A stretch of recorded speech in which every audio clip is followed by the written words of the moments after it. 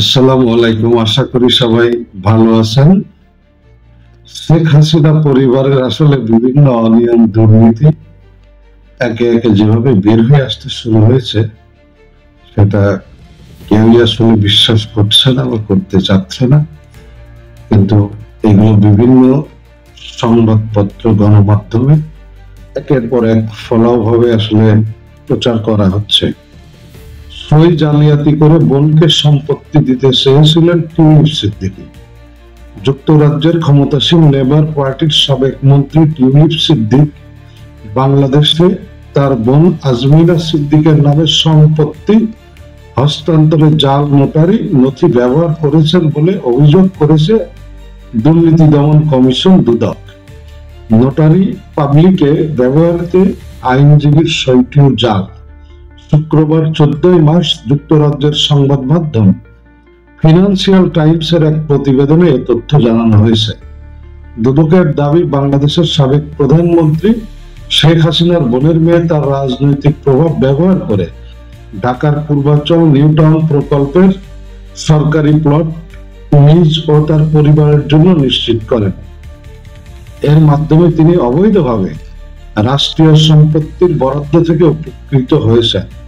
সংস্থাটি আরো দাবি করেছে, তিনি একটি ভুয়া নোটারি নথি ব্যবহার করে ঢাকার গুলশানের একটি ফ্ল্যাট তার বোন আজমিনা সিদ্দিকের নামে হস্তান্তর করেছেন।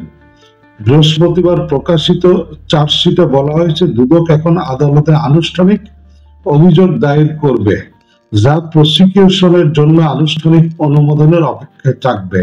অভিযোগ গ্রহণ হলে মামলাটি বিচারিক প্রক্রিয়ায় প্রবেশ করবে। টিউলিপ সিদ্দিক জানুয়ারিতে যুক্তরাজ্যের মন্ত্রিত্ব থেকে পদত্যাগ করেন। তার বিরুদ্ধে ওঠা অভিযোগের মধ্যে অন্যতম ছিল তিনি আওয়ামী লীগের সঙ্গে সংশ্লিষ্ট সুবিধাভোগী ছিলেন।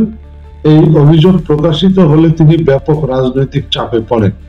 তবে তিনি বরাবরই তার বিরুদ্ধে ওঠা অভিযোগ অস্বীকার করে এসেছেন। দুর্নীতি দমন কমিশন জানিয়েছেন, তারা শেখ হাসিনার পরিবারের একাধিক সদস্যের বিরুদ্ধে অভিযোগ এনেছেন। সংস্থাটি আরো জানিয়েছেন, এই অভিযোগের মাধ্যমে রাষ্ট্রীয় সম্পদের অবৈধ ব্যবহারের তদন্ত আরো বিস্তৃত করা হবে। দুর্নীতি দমন কমিশনের দাবি, শেখ হাসিনা ও তার পরিবারের সদস্যরা সরকারি জমি বরাদ্দের জন্য নিয়ম ভেঙেছেন এবং প্রচলিত বরাদ্দ পদ্ধতিকে পাশ কাটিয়ে নিজেদের জন্য জমি নিশ্চিত করেছেন। তো এই হচ্ছে আপনার বিষয়।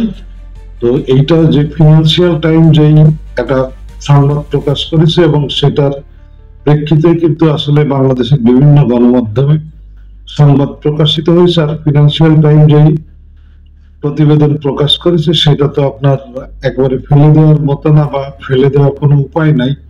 তবে ফিনান্সিয়াল টাইমস এর প্রতিবেদনের যদি প্রমাণ থাকে, তাহলে মন্ত্রিত্বের পরে এবার হয়তো সংসদ সদস্য আসলে খোয়াতে পারেন তিনি। এবং সেই সাথে বাংলাদেশে তার যেরকম বিচার কাজ চলছে, যুক্তরাজ্য কিন্তু তার বিরুদ্ধে আসলে মামলা হবে, আরো বিভিন্ন ধরনের আইনি ঝামেলায় তিনি পড়তে পারেন।